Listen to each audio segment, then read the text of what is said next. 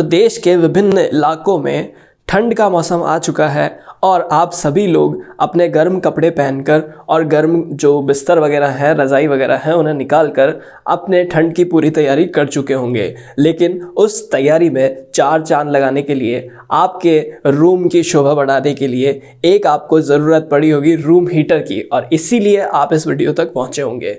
तो आज हम इस वीडियो में क्या बात करने वाले हैं? इस वीडियो में हम बात करने वाले हैं types of room heaters, specifications of room heaters, उनके फीचर्स के बारे में थोड़ा बहुत डिस्कस करेंगे।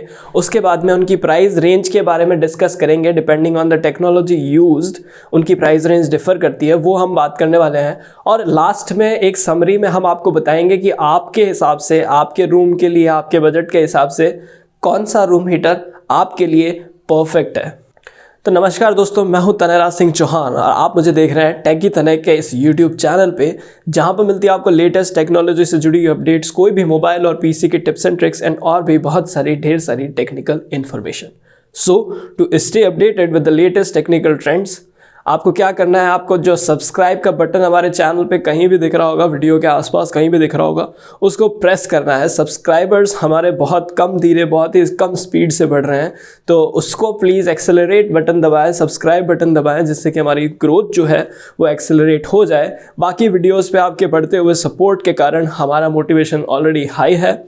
सो let's jump on to the video. तो सबसे पहले तो हम बात कर लेते हैं टाइप्स ऑफ रूम हीटर्स की। तो रूम हीटर जो हीटिंग टेक्नोलॉजी है, वो अगर आपने थोड़ी बहुत साइंस पढ़ी होगी, कभी ना कभी ज़रूर पढ़ी होगी, तो उसमें आपको पता होगा कि जो हीट ट्रांसफ़र के मोड्स है वो तीन मेजर मोड्स होते हैं, which is conduction, convection and radiation. अब इसकी क्या टेक्नोलॉजी होती है वो हम धीरे धीरे जो उसके फीचर्स हैं उससे बात करेंगे, क्योंकि ये साइंस की क्लास नहीं है तो हम उसके डिटेल में इतना नहीं जाएंगे, प्रोसेस की डिटेल में। तो उसी बेसिस पे रूम हीटर्स भी मेनली जो कैटेगराइजेशन होता है उनका तीन ही कैटेगराइजेशन है। बाकी उसके एलिमेंट, जो हीटिंग एलिमेंट यूज़ होता है और जो टेक्नोलॉजी डिपेंड करती है उसको एयर को हीट करने के लिए, उसके बेसिस पे अदर क्लासिफिकेशंस होते हैं, जो कि हम एक एक करके लगभग 5 से 6 पॉइंट्स होते हैं। 5 से 6 तरीके के हीटर्स आपके घर में आ सकते हैं, तो उन्हीं के बारे में हम एक एक करके बात करेंगे। तो जब भी आप मार्केट में जाएं या फिर ऑनलाइन भी अगर सर्च करते हैं, तो सबसे पहले जो रूम हीटर लेने के लिए जो पॉइंट कंसिडर किया जाता है वो होता है उसका मोड ऑफ हीट ट्रांसफ़र, कि वो कंडक्शन के थ्रू हीट को आपके गर्म करेगा, कमरे को गर्म करेगा, या कन्वेक्शन के थ्रू या फिर रेडिएशन के थ्रू वो उसको गर्म करने वाला है। उसके बाद में जो सेकंड फैक्टर आता है वो है नंबर ऑफ हीटिंग एलिमेंट्स। जितने ज़्यादा नंबर ऑफ हीटिंग एलिमेंट्स होंगे उतना ही अच्छा होगा वो हीटर, क्योंकि उतना ही जल्दी वो जो टेम्परेचर आपको चाहिए, जो कंफर्ट आपको चाहिए, जो कंफर्टेबल टेम्परेचर आपके सर्दी के हिसाब से जो अप्रोप्रिएट है, वो जल्दी अटेन होगा। सेकेंड पॉइंट होता है उसका जो पावर कंजम्पशन है, कितने वाट का हीटर है। तो आपको 200-300 वाट से लेकर 2000-3000 वाट तक की रेंज में जो रूम हीटर्स है वो मिल जाते हैं। तो ऐसा नहीं है कि आपने रूम को गर्म कर लिया, आप कंफर्टेबली 5 मिनट में गर्म कर लिया, कंफर्टेबली बैठे हैं पूरी रात, उसको आपको चलाना होगा, उसका लिए आपको बिजली का बिल भी पड़ना होगा। तो जो बिजली का बिल है उसको भी कंसिडर करना होगा, क्योंकि जो पावर कंजम्पशन है वो 4 स्टार रेटिंग, 5 स्टार रेटिंग वाले हीटर्स आजकल आ चुके हैं मार्केट में। तो ये भी एक इम्पॉर्टेंट फैक्टर होता है कि आप सस्ता ले आएँ लेकिन फिर पूरी ज़िंदगी भर आप उसका बिल ही भरते भरते रह जाएं। Next point two consider is temperature settings. तो टेम्परेचर मोड्स मैक्सिमम जो आप हीटर लेने जाते हैं, तो आपको काफ़ी सारे जो रूम में हीटिंग के मोड्स हैं, लार्ज रूम है, स्मॉल रूम है, कैसा है, उसके बेसिस पे आप उसकी टेम्परेचर की सेटिंग्स, उसमें एक ऑप्शन आता है। अगर आपके पास में सिर्फ 1 या 2 ऑप्शन वाला हीटर है, दिख रहा है आपको, तो मैं उसको कहूँगा कि आप उसे अवॉइड करें, because the more the barrier, यानी कि जितने ज़्यादा ऑप्शंस होंगे उतना ज़्यादा आप उसको सेट कर सकते हैं। पोर्टेबिलिटी उसकी देखी जाती है, तो उसको कहीं भी ले जाके, इस छोटे रूम में 10 बाई 10 का रूम है, उसके अंदर आपको लोअर सेटिंग्स अवेलेबल हो जाए। आप 12 बाई 12 के रूम में जाएं तो थोड़ा मीडियम हो। उसके बाद में एक लार्जर हॉल को पूरा हीट करने के लिए अगर आपको हीटर चाहिए, तो आपके पास में वो सेटिंग्स, जो टेम्परेचर सेटिंग्स का ऑप्शन है वो अवेलेबल होना चाहिए, ताकि पूरे घर में आप उसके कहीं भी ले जाएं, एक ही हीटर से काम चल सके आपका। Next important feature is power cut feature, यानी कि जैसे ही आपका जो डिज़ायर्ड टेम्परेचर है जो आपने सेट किया है, जो कि थर्मोस्टैट की मदद से वो रीडिंग ले लेगा और ऑटो पावर कट कर देगा। यूँ नहीं है कि आपने टेम्परेचर सेट कर दिया और उसके बाद में बंद नहीं हो रहा है। ऑटो पावर ऑफ होना ज़रूरी है, क्योंकि अगर उस टेम्परेचर से ज़्यादा अगर हीट हो जाता है तो कई बार कई लोगों को अपने एक्सीडेंट्स हो जाते हैं, कई लोगों को सफोकेशन हो जाता है, जिनको दमे की प्रॉब्लम है, जिनको अस्थमा है, उनके लिए ये प्रॉब्लमेटिक हो सकता है जो रूम हीटर्स है। तो आप इस टेक्नोलॉजी का ध्यान रखना बिल्कुल ना भूलें कि जैसे आपके इवन जो छोटे बच्चे हैं उनके लिए भी ये जो टेक्नोलॉजी है ऑटो पावर कट, नींद आ चुकी है आपको, उसके बाद में अपने आप पावर कट हो जाए ताकि वो टेम्परेचर मेंटेन हो, और एक बार जैसे ही वो टेम्परेचर वापस उससे कम होता है तो वो वापस ऑटोमेटिकली ऑन भी हो जाएगा। तो ये फीचर एक रिकमेंडेड फीचर है। तो इसके अलावा 2-3 छोटे छोटे फीचर्स और होते हैं, जैसे कि उसका जो पोर्टेबिलिटी का इश्यू होता है वो नहीं होना चाहिए। वो डिवाइस जो आप लेके आ रहे हैं वो पोर्टेबल होनी चाहिए। दूसरी बात ये है कि उसका जो सेफ्टी ग्रिल्स वगैरह है वो उसमें होने चाहिए, ताकि आप बच्चों और जो पेट्स वगैरह हैं आपके, उनको सुरक्षित रख सकें उस हीटर से। और एक और पॉइंट होता है लाइट का, यानी कि जब आप radiant type of room heaters लेते हैं तो उनका एक फिलामेंट आता है, उसमें फिलामेंट आता है जो कि लाइट एमिट करता है। तो वो लाइट इतनी ज़्यादा नहीं होनी चाहिए, वो लाइट इतनी ज़्यादा नहीं होनी चाहिए कि आपकी आंखों में चुभे और आपको उसकी वजह से नींद ही नहीं आ रही है। तो गर्म तो हो कर रहा है वो रूम को, लेकिन इतनी लाइट फेंक रहा है कि आपको नींद नहीं आ रही है, तो that is of no use. तो अब बात आती है टाइप्स ऑफ रूम हीटर्स की। तो टाइप्स आपको मैंने मेजरली जो 3 टाइप्स है मोड ऑफ हीट ट्रांसफ़र वो बता दिया। उसमें सब क्लासिफिकेशन में आ जाते हैं। तो पहला जो हीटर इस कैटेगरी में आता है वो तो फ़ैन वाला हीटर, इसको आप ब्लोअर भी कहते हैं। तो इसमें क्या होता है कि एक एलिमेंट गर्म हो जाता है, उसके बाद में फ़ैन जो है वो चलता रहता है और उसकी जो हीट वाली हवा है, जो गर्म हवा है, उसको वो फेंकता रहता है। तो क्योंकि इसमें एक कंटिन्यूअसली रनिंग ब्लोअर चलता रहता है एनी टाइम, इसलिए इसका जो पावर कंजम्पशन है वो थोड़ा सा ज़्यादा रहता है, और इसकी जो स्पीड है हीटअप करने की रूम को वो बहुत जल्दी है, बहुत ज़्यादा फास्ट कर देता है। लेकिन क्योंकि इसमें एक ब्लोअर चल रहा है तो इसकी एक नेगेटिव पॉइंट ये होता है कि ये काफ़ी नॉइजी होते हैं, और इसी कारण से जो ब्लोअर चलता रहता है उसकी वजह से ये जो ह्यूमिड कंडीशंस है उनमें आप इसको यूज़ नहीं कर सकते हैं, क्योंकि उसमें ये आपको काफ़ी जो चिपचिपापन है उसका एक्सपीरियंस भी करवा देगा। तो ये थोड़े से इसके प्रॉस एंड कॉन्स थे। उसके बाद में हम चलते हैं नेक्स्ट रूम हीटर की तरफ, जो कि है क्वार्ट्ज हीटर्स। अब इसमें क्या होता है, जो क्वार्ट्ज के अंदर एक हीटिंग फिलामेंट होता है वो फिट कर दिया जाता है और ये काफ़ी जल्दी गर्म हो जाता है। तो इसमें जो टेक्नोलॉजी यूज़ ली जाती है उसका नाम होता है रेडिएशन टेक्नोलॉजी, और इसमें जो ये ट्यूब होती है वो बहुत ज़्यादा एक्सट्रीमली हीटअप हो जाती है। तो इसलिए इस वजह से तो अगर आपके घर में चिल्ड्रन या फिर पेट है तो फिर ये बिल्कुल भी रेकमेंडेड नहीं है, क्योंकि वो उसके जैसे ही उसमें संपर्क में जाएंगे तो उनके साथ में एक्सीडेंट, उनको चोट लग सकती है, कुछ प्रॉब्लम्स हो सकती है। तो इसी के साथ में चलते हैं next type of room heater, जो कि है ऑयल फिल्ड रूम हीटर। तो oil filled room heaters mostly suitable रहते हैं आपके घर के लिए। आपकी कोई भी रूम की साइज़ कितनी भी बड़ी हो मैटर नहीं करता। ऑयल फिल्ड रूम हीटर्स आपके अच्छा टेम्परेचर जो स्टेबल जो गर्म करता है, स्टेबिलिटी जो होती है टेम्परेचर की, वो सबसे ज़्यादा ऑयल फिल्ड रूम हीटर्स में होती है। और अगर बात कर ली जाए कि टाइम कितना लगता है, तो क्योंकि इसमें पहले तेल गर्म होता है, जो ऑयल है वो गर्म होता है, उसके बाद में वो जो हीट है वो ट्रांसफ़र होती है by convection mode of heat transfer. तो वहाँ पे थोड़ा सा टाइम आपको लग जाता है, लेकिन उसके बाद में एक स्टेबल रूम टेम्परेचर जो होता है वो मेंटेन रहता है। The next type of room heater is carbon fibre room heater. इसमें क्या होता है, जो कार्बन फाइबर्स है वो आपके रूम को इवनली हीट करते हैं। आपको चारों तरफ, ऐसा नहीं है कि सामने ही बैठा इंसान अपने हाथ सेकता है या फिर उसकी बॉडी गर्म हो सकती है।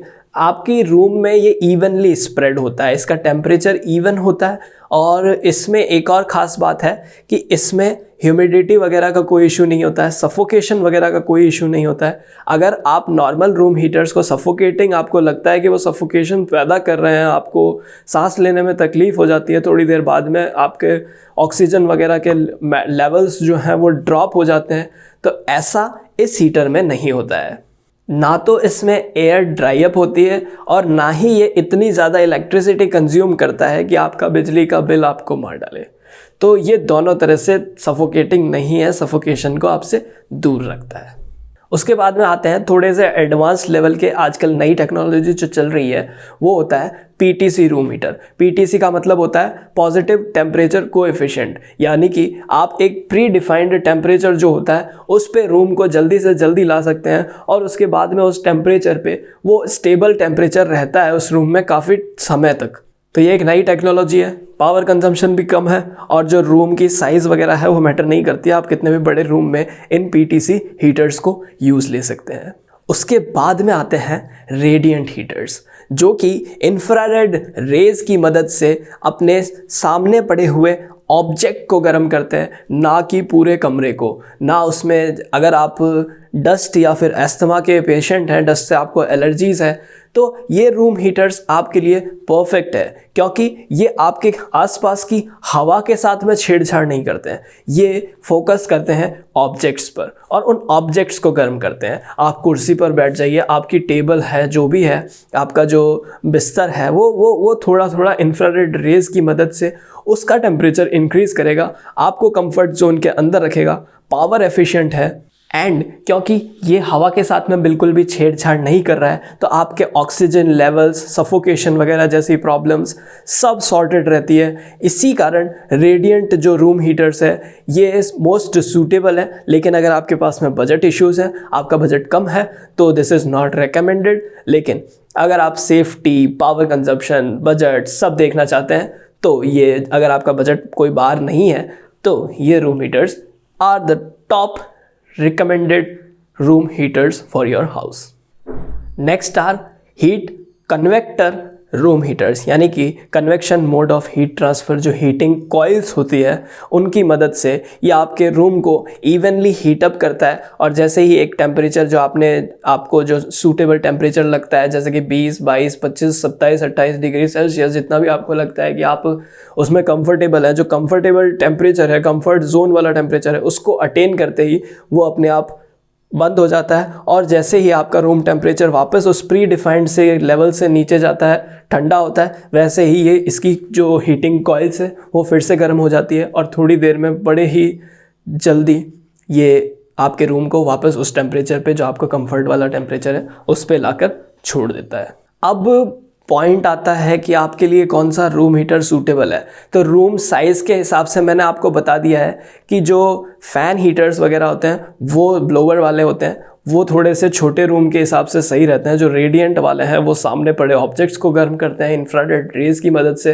तो उसमें कोई प्रॉब्लम नहीं है। फ़ैन हीटर्स वगैरह जो क्वार्ट्ज हीटर्स हैं उनमें थोड़ी सी दिक्कत आती है, वो स्मॉल एरिया को, स्मॉल रूम को ही गर्म करते हैं। बाकी जितने भी रूम हीटर्स मैंने बताए हैं, रेडिएशन वाले या कन्वेक्टर्स या फिर जो कार्बन फाइबर वाले हैं, ऑयल फील्ड वाले हैं, रेडिएटर्स हैं, वो सारे आपके लार्ज रूम्स में भी अप्रोप्रिएट रहते हैं।